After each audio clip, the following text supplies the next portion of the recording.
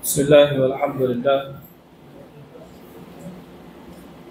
والصلاة والسلام على نبينا محمد وعلى آله وأصحابه وبعد. السلام عليكم ورحمة الله وبركاته. Alhamdulillah, pagkatapos nating purihin, dakilain at pasalamatan ng Allah subhanahu wa ta'ala sa lahat ng mga biyaya na ipinagkaloob sa atin. Katulad ng sinabi ng Allah subhanahu wa ta'ala, wa in ta'uddu ni'matallahi la tuhsuha. Sinabi ng Allah subhanahu wa ta'ala, at kung inyo lamang bibilangin ang mga ni'mah, ang mga biyaya na binigay ng Allah subhanahu wa ta'ala, ay hindi nyo mabibilang. At nawa ang pagpapala at kapayapaan ay mapa sa ating mahal na Propeta Muhammad sallallahu alaihi wa sallam. Bago ang lahat, mga kapatid sa Islam, nas'al Allah al-Karim, Rabbal Arshil Azim, an yatawallana fi dunya wal akhirah, wa an yaj'alana mubarakan aynama kunna, wa an yaj'alana mimman idha u'tiya shakar, wa idha ibtuliya sabar, wa idha adhaba astaghfar, fa inna ha'ula'i thalath unwanu sa'adah. Bago ang lahat, mga kapatid sa Islam, ay dalangin mula natin kay Allah subhanahu wa ta'ala nawa ay pagpalain niya tayo at gabayan saan man tayo naroroon dito sa mundo at lalong higit pagdating sa kabilang buhay.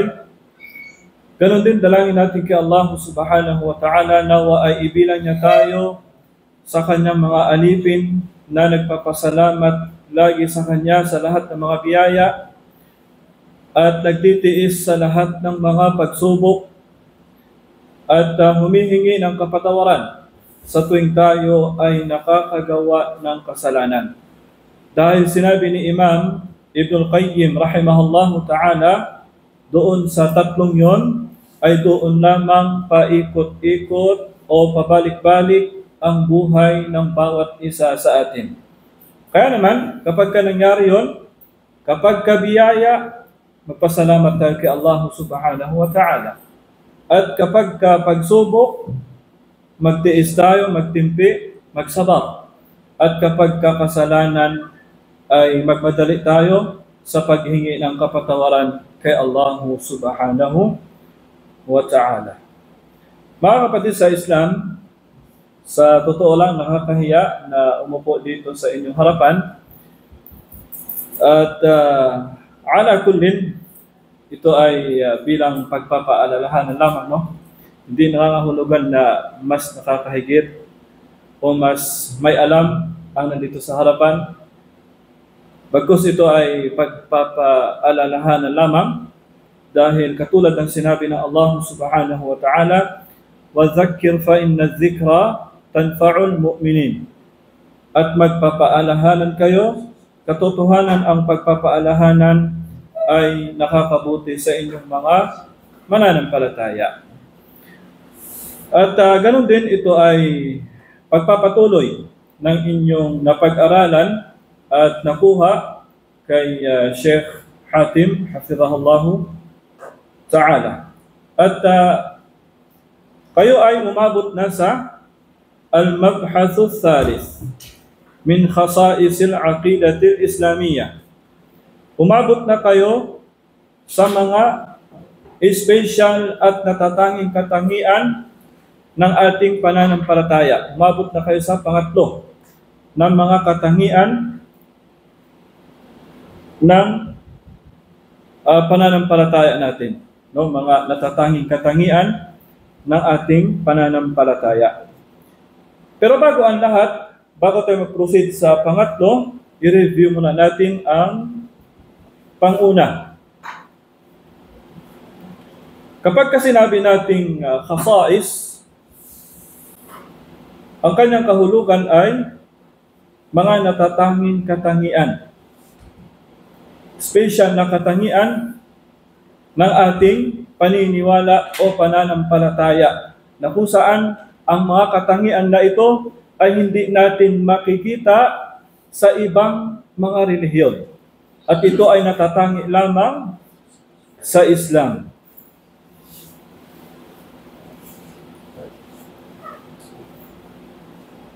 Unang katangian, review tayo ha, review.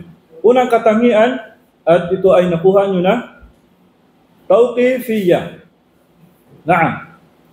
Sino makapagbigay ng kahulugan ng tawqifiyya? Umabot na tayo sa pangatlo. Ito ay panguna. Tawqifiyya. Ma ma'na tawqifiyya? May mga bagay na hihinto lang ang tayo sa mga turo ng Quran at Sunnah ng Panginoon. Allahu Akbar. Masya Allah. Mumtaz. Barakallahu fiqh.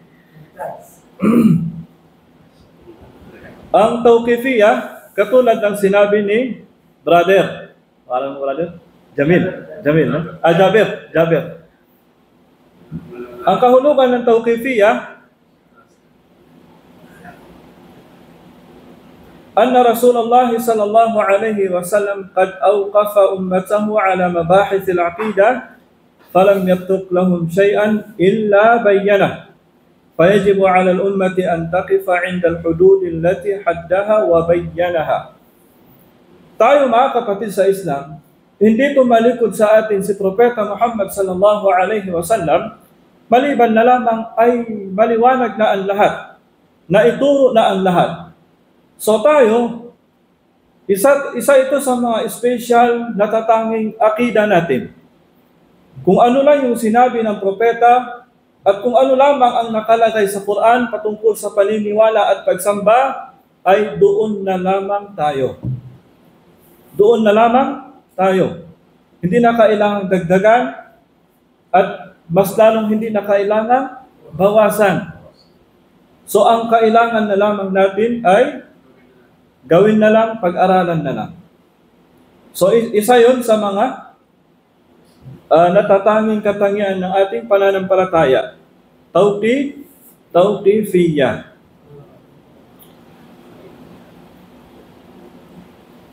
An nuhaddid masadir al-aqida bi annaha al-kitab was sunnah faqat. Ano ibig sabihin ng faqat? Faqat, wahid faqat. Di ba? Pag bibili tayo sa mga bangkala, wahid faqat. Hadha faqat. Naam.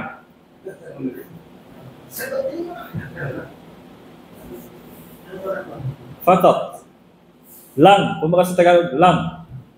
So, ang ating aqida, al-kitab wa sunnah faqat.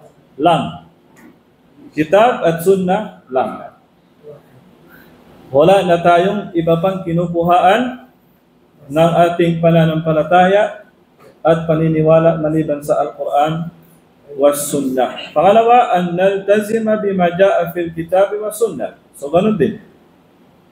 So, yun yung una mga kapatid sa Islam. Ang ating pananampalataya ay tawqifiyya. Pangalawa, annaha ghaibiyya. Annaha ghaibiyya. Maliban kay Bro Jabir, sino pang makapagsagot ng kahulugan ng ghaibiyya? Mga nakakudli. Mga hindi nakikita. Hindi nakikita. So, kabilang ito sa mga akida natin na dapat nating paniwalaan. Na kung saan, annaha tabhath fi qadaya ghaibiyya la majala lil aqli fi idrakiha. ومبناها على التسليم والتصديق المطلق بما جاء عن الله عز وجل. So kabilang din ito sa ating mga pananampalataya at paniniwala na kung saan kapag ka merong sinabi sa atin ang Allah subhanahu wa ta'ala at ng kanyang propeta, maabot man ito ng ating isipan o hindi niya maabot, dapat nating paniwalaan. Lalong higit ang mga mas'ala o ang mga usapin patungkol sa kabilang buhay. Patungkol sa kabilang buhay, hindi natin pa nakita. Tama? Hindi pa natin naramdaman. Pero nang dahil sa nakasaad sa Quran at nakasaad sa hadith o sa sunnah ng Propeta Muhammad sallallahu alaihi wasallam, obligado sa atin ang paniwalaan. No? Paniwalaan.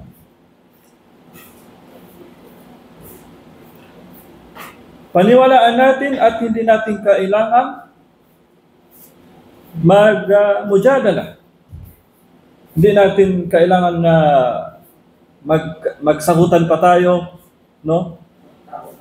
Sami'na wa ata'na. Narinig namin at sinunod namin. Ganon din. Kung ano yung narinig natin, ay dapat yun pa rin yung paniwalaan natin. Huwag natin siyang ibahin. Huwag natin siyang ibahin. Huwag natin siyang palitan.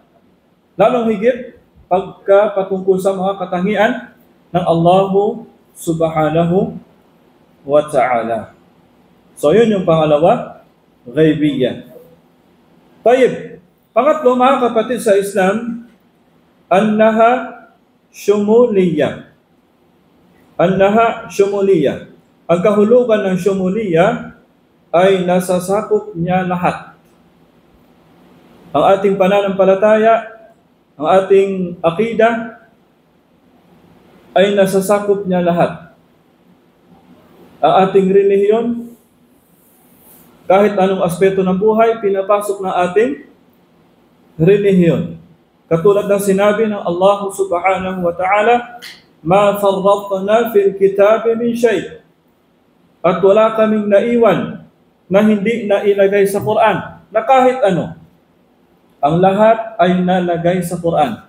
Katulad ng ating sinabi kanina, ang kailangan natin ay pag-aralan na lamang. No? Pag-aralan na lamang. Sabi dito sa aklat, annaha lam tatruk saghiratan wala kabiratan illa atat biidahiha. Ganun ka kumpleto ang ating pananampalataya, ang ating relihiyon. Wala sa mga maliliit na bagay o malalaking mga bagay, maliban na lamang ay pinaliwanag ito ng ating relihiyon.